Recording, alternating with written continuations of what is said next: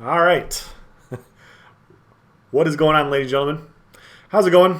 I am Is There No One Else? And the video that I'm bringing you today, we are going to go over the developer deep dive. Now, this just so happens to drop the same day that I discussed my stamina whip idea, talking about class identity. And it seems like everybody's talking about it. It's not just me. It's not just other YouTubers.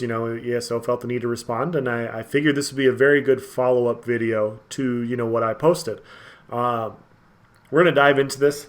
Before we get into that, guys, I wanted to say a couple things. I do still play PvP. I still post PvP videos. I think a lot of you guys know at this point when the PTS comes, I kind of like just say, you know what, fuck PvP, because we got new stuff coming. I'm gonna look and see what the new stuff is and see what's going on and see what we're gonna have to do to adapt. And so I am going to have one more build that I will release for Scalebreaker, and then I'm gonna go through some PvP content and all that, and then I'm just literally just gonna go solely into the PTS, and from then on my videos will be mostly PTS related. So once we get done with the PTS, then I will go back to posting builds, posting 1vx clips, small group play, whatever catches my fancy. So just want to let you guys know that, because I got some questions like, hey, why haven't you posted stuff? It's like, well, it's the PTS. PTS is kind of exciting. So for me at least, because I'm a nerd. Anyways, let's dive into this article, developer deep dive. Let's talk about class identity in ESO. Class identity has long been an important topic, especially in recent months on the ESO forums, in social channels, and on the dev team. This loaded term can mean different things to different people, and we all can agree it's an important element in creating a satisfying combat experience. All right. In an effort to improve how we can communicate our vision for combat in ESO going forward, we thought this would be a good topic to dive into and share our perspective. When our team uses this term class identity, we're referring to what makes the experience of playing a class feel unique from other classes, regardless of what role the character may be fulfilling. We break down that experience into two primary components: power fantasy and play patterns. All right. I'm not going to say the inappropriate things that are coming into my head. Power fantasy refers to the fictional justification of your character's power and how it's expressed through the look and feel of abilities. Necromancers draw their strength from death magic as they manipulate souls, flesh, and bone. Templars call upon the power of light and the burning sun. Every class should have a clearly defined source of power, and class abilities should reinforce that fantasy through their description, animations, visual effects, and audio. When you see a player using class abilities, you should have little doubt which class they are playing, and it should look awesome. Apparently this is a Dragon Knight. All right. This power fantasy, however, should not dictate or constrain your character's role in battle. One of our mantras for ESO is play the way you want, and in this case, it means any class can fulfill any role: tank, DPS, support, healer.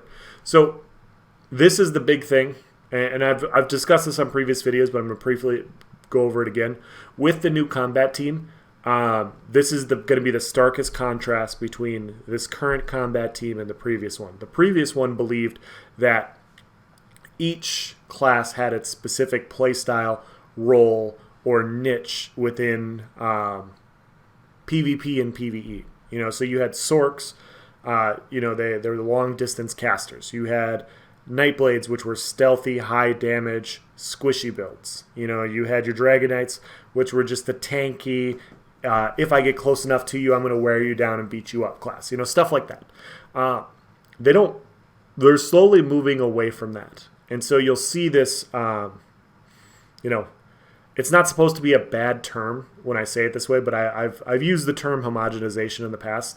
But they've broadened the rules of every class. And so you see some of the burst being taken off Nightblade, and they give them some more survivability. You've seen burst be given to Magicka Dragon Knights. And some of us old school players, are not really for this. But at the end of the day, that's what's here.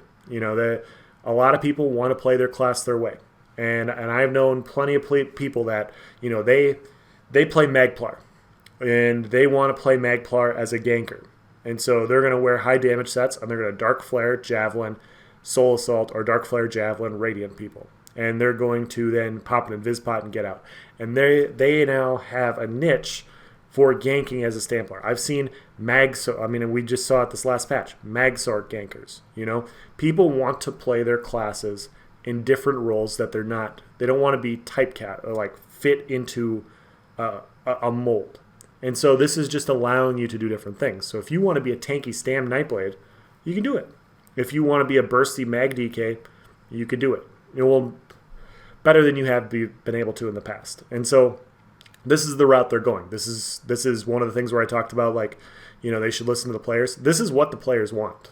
Players want to play their class their own way. They don't want to specifically have specific roles. They have their favorite class. They want to be able to do anything they want with it, and this is what it is. And so we should, encourage ZeniMax to do more stuff like this. Some of us agree with it or disagree with it. I'm not saying that I don't. I actually kind of like the ability for each class to fulfill each role, because then it opens build variety, creates more interesting builds in my opinion. But we should be encouraging them to do more stuff like this, in my opinion. So I think this is good. To better achieve this ideal while also maintaining the unique fantasy flavor of each class, all class kits need to include the basic tools required to fulfill each role. To be clear, our goal is for every class to be viable, not necessarily optimal. So that's definitely different. So it's not saying like, hey, Stam Nightblade is just as good of a tank as Stam DK. You can tank as a Stam Nightblade, but Stam DK may be better, or is better. There's a difference between optimal and viable. In any role without heavily relying on non-class skill lines. Currently, a number of class kits don't succeed in this goal, particularly when it comes to stamina choices and healer builds. And those cases are prime candidates to receive additional attention and more significant changes in future updates. So as we've seen changes come to Stam Sorc, Stam Warden, Stam DK. The second component of class identity focuses on play patterns, which are the specific mechanics and behaviors you have to learn, engage with, and master to achieve objectives in battle. While all healers might have an objective of prevent ally health from reaching 0, you can achieve this through several effect behaviors: direct heals, heal over time, damage shields, and damage reduction, to name a few. Each of these effect behaviors exhibit benefits and limitations that, when combined with the triggering method, make them more or less effective in various contexts. Direct heals, for example, can quickly replenish an ally who is low on health, but you have to wait until the ally has taken damage to use it and risk a loss of cost efficiency if you overheal. You can apply the same model of thought to damage and tanking abilities. So, I like this idea. So this entire paragraph summed up is basically saying that, hey, just because you heal, just because you're a healer, doesn't necessarily mean that you all heal in the same way. It doesn't mean necessarily that you do all the same ways of keeping people alive. A healer's job is to keep other people alive and keep the group alive. That's basically the goal at the end of the day.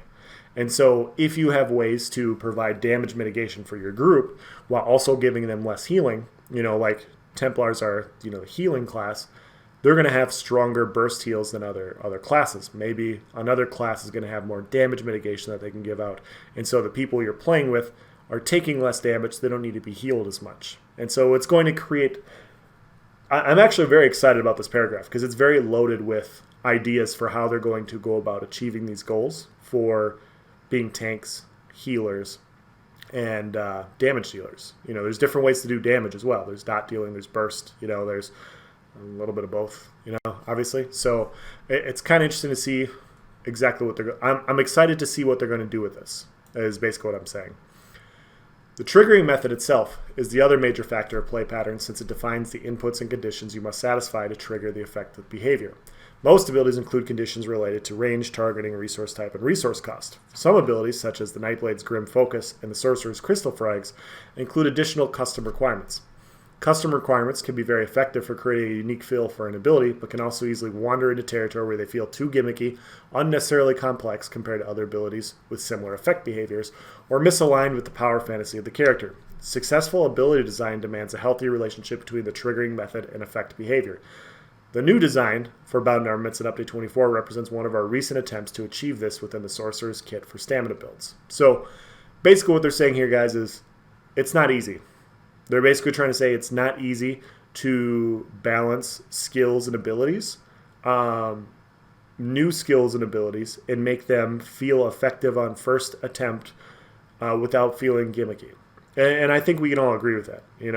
Like trying to come up with something new for a class, it's going to go through its bumps and bruises. Like even if you rigorously test it, something could still skip by, and all of a sudden it's either broken or unusable because of something that you missed. It happens. And so this is just them. In my opinion, this is them just writing out like, hey, just recognize that this, we want to try and do this. We want to give it its feel, but we want to make sure it doesn't feel like a gimmick. And so that's interesting. It's good that they're actually writing it out like this. That combination of triggering method and effect behavior establishes the mechanical feel of an ability, and when you string together several abilities in conjunction with core mechanics, movement, attack, block, etc., a play pattern emerges. These play patterns are critical to reinforcing class identity by differentiating the experience along 3 axes. Wow. Playing the same role with different classes, playing different roles with the same class, and engaging in PvE versus PvP activities. To temper expectations, it's highly unlikely we'll ever reach a point where every class and every role feels equally unique in both PvE and PvP, but it's an ideal we can continue to strive towards as we revisit class kits and skill lines. So, I talked about this in the past, and I've had trolls berate me for this, about how there's never PvP balance, and so why search for it? And the thing is, guys, there's no such thing as perfect PvP balance. There's always going to be some sort of imbalance in the game. There's always going to be some skills that are better. There's going to be some toolkits that are better. There's going to be some classes that are hard counters against other classes. That's always going to exist, no matter how hard you try. However, there are things,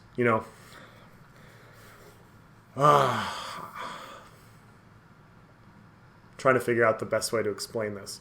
I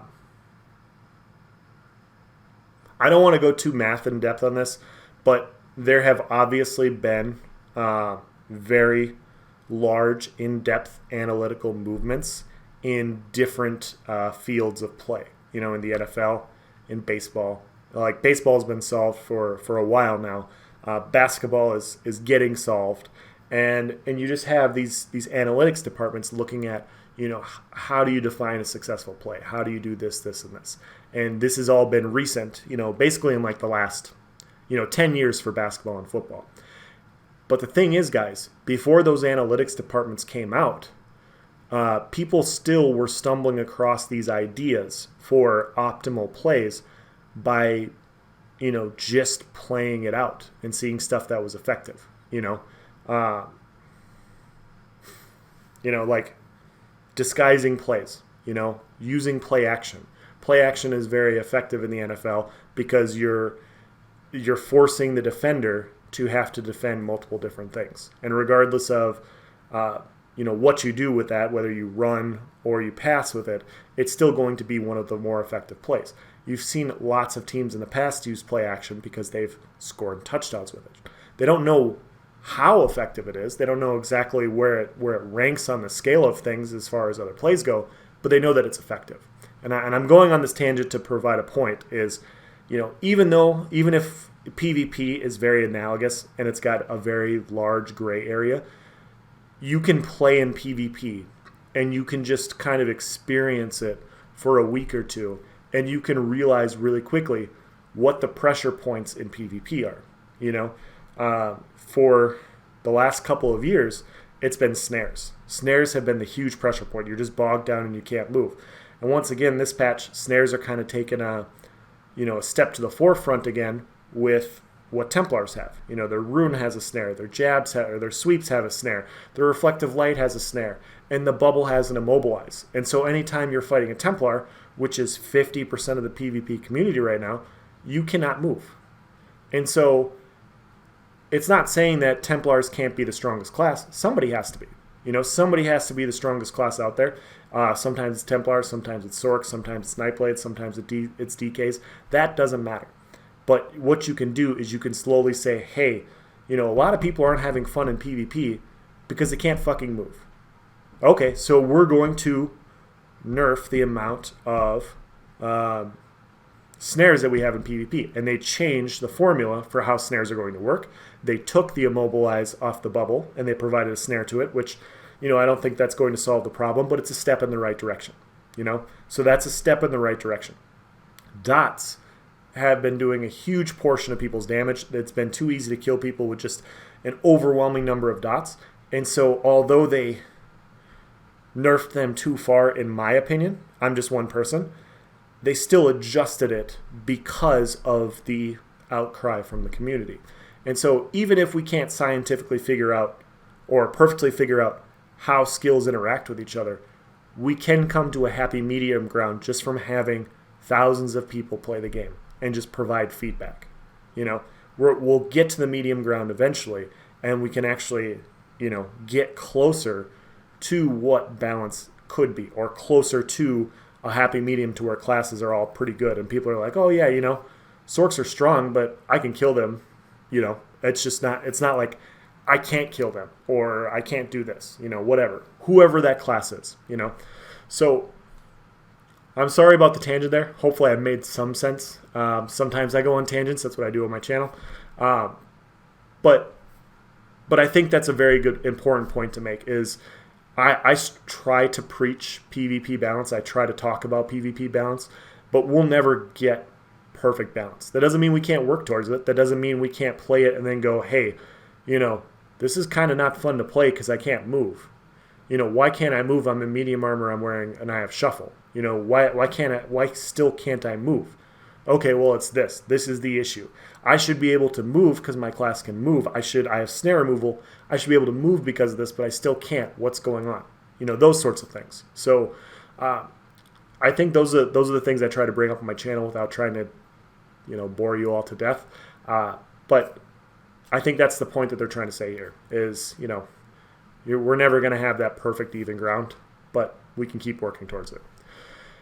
Now you may be asking yourself how non-class skill lines fit into this theoretical world of strong class identities. After all, if class abilities are the embodiment of power, fantasy, and class kits include all the basic tools required to fulfill a role, why would you bother using abilities outside those toolkits? The team is exploring this problem space, but our current thinking is that non-class lines should fulfill two primary purposes.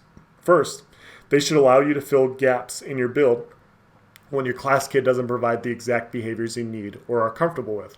Second, they should open up the possibility space of your character's build both in terms of power, fantasy, and play patterns by mixing and matching from the large pool of available abilities. So they basically want these off-skill, restoration staff, destruction staff, two-hander, dual wield, fighter's guild skill, all these, they want these skills to be supplementary in builds and to just kind of augment in, and you can kind of fill the gaps around your powerful class skills. You've kind of seen that where, although Soul Trap was too strong, in my opinion, because too many people had it, I like that step in that direction. I like seeing outside of class spammables. I like seeing that option. I like seeing outside of the class dots. Although, like I said, Soul Trap had its own issues and it needed to be adjusted. I like that idea. I like that more skills are useful, because the more skills that are useful, the more interesting builds we are going to see. So class kits should provide critical tools for every role. What we don't want is to create scenarios where, to be effective, you feel obligated to fill a majority of your hotbar slots with non-class abilities, which is what happened this last patch. Entropy, Soul Trap were basically a must, for most people. Forfeiting your class identity should be an option, but not a requirement to engage in PvE or PvP content. We acknowledge this is not current reality for many classes and builds, and it's one of the major areas for improvement we intend to tackle. The team's immediate focus on this front is to look at some of the more significant outlier cases where classes are lacking unique play patterns and over-rely on abilities outside their kit. The aforementioned Bound Armaments change, as well as the update to Warden's Growing Swarm Morph, are a couple of recent examples of this effort. We consider these changes to be stopgap measures. This is interesting. We consider these changes to be stopgap measures while the team evaluates more holistic improvements for each class in the future. We're not yet ready to share details on those long-term efforts, but the team is excited to push toward a future where the class identities are unique, coherent, and satisfying for all players in all roles. So this is probably the most important paragraph in this entire thing.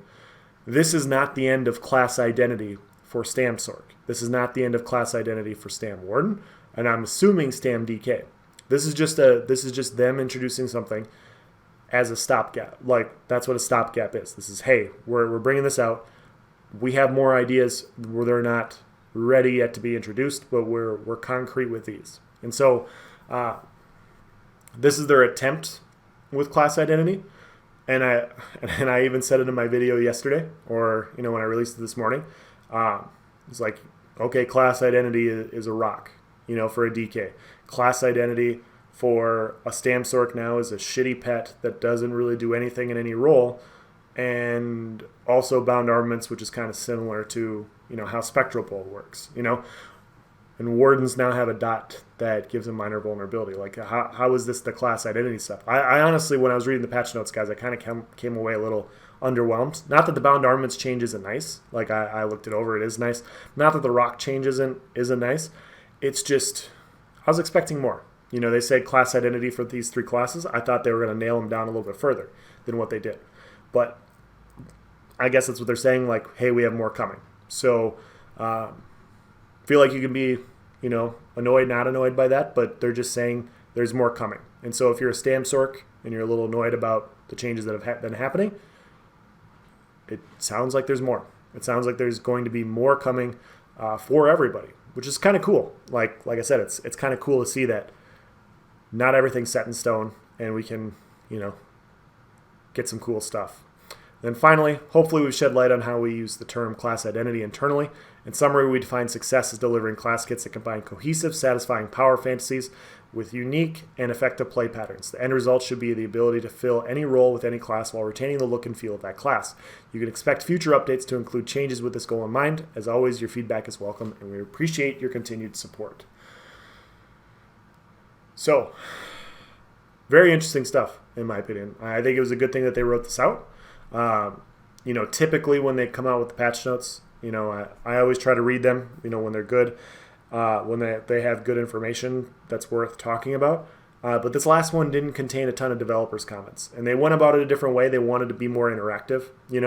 They had Twitch Live, where they talked to people and they answered questions and they read the patch notes out loud, And so if you watched them on Twitch, you got to see that. I didn't watch it. I just posted the video. So that's my bad. But they didn't have developer comments because they were going to do it somewhere differently. Sometimes, that's just how it goes. But it's good that they're doing stuff like this. I'm really happy that they post things like this. Like, hey, the community is really talking about class identity and how these changes are a little weird. We should probably post something about it. This is good, keeping the community informed. Like, hey, we're just doing that, like, we have other things, whatever. Like, this is kind of our goal in mind. So then when you see changes, you're not just sitting there like, what the fuck? Why is a stun now spammable? Why are we now confused by this? Now we can see kind of the route that they're going to go. And when they make changes in the future, maybe we don't agree with it. Like I said, there's a lot of people that believe that different classes should fulfill certain roles in just those roles. And so they're just not going to be happy with a lot of these changes in general, because these changes are saying, hey, sorcerers can be tanks, healers, and damage dealers. Nightblades can be the same thing. And that's never been that way in the past. And so there's going to be a lot of hang-ups, with this stuff. But that's the game we're playing now. It's the new combat team. Where I think like I said, I think a lot of people want this. I think a lot of people want identity while also being able to say, like, hey, if I want to go tank a trial, I want to be able to do it on my favorite character, and my favorite character is a Templar. I shouldn't have to level up a Stam DK just to tank vet trials, which I get. I can get behind that. I understand that. It's not for the most hardcore raiders. It's for people that want to PvP. And so, or for PvE, I'm sorry. And PvP, it's the same way. It's like, hey, you know what? I want to make a no-cloak Nightblade, as I did last patch. And obviously I know it's not better, but I wanted to make it. And them providing the damage mitigation on Nightblade allowed me to do it. So it's stuff like that, where you'll get more unique builds as they slowly branch stuff out. So that's going to be the end of this video. Let me know if you guys have any questions or comments. Please provide it in the section below. Thank you for watching, guys, as always. Have a nice day.